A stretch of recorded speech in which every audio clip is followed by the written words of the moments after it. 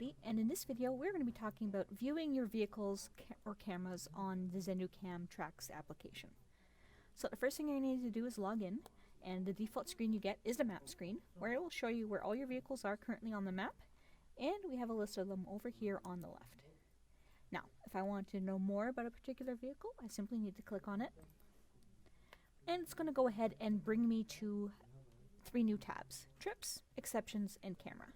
So we'll start with trips, and trips are just that, the trips they've taken. So you know where they were, when, what route they were, etc. And always the current date that we're looking at the data is always the current week. So if that's fine, we can leave it as is. Or if I need to take a look at a different time frame, I simply need to click on it and select whatever it is I need. But we'll stick with this week because it looks like we have some data. So let's say I want to know what they were doing on Sunday. So I'll just go ahead and click on Sunday. And you can see here, it's going to draw the trips that they did on Sunday. And so we can just follow along. And when I hover my mouse over the breadcrumb trail, you see it gives me some information. So it lets me know the date and time and their speed. So I can kind of get a glimpse of what was going on.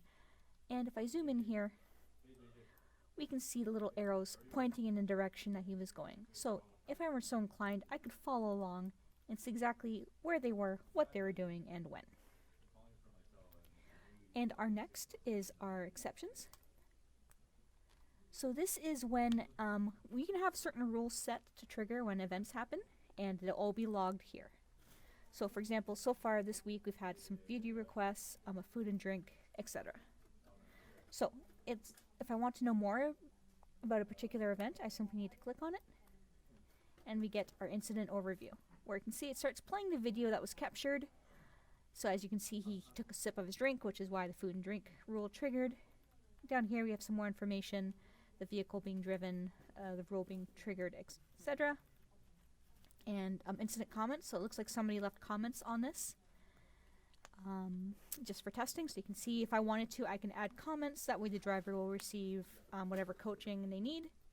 And lastly, our speed acceleration graphs and our incident map.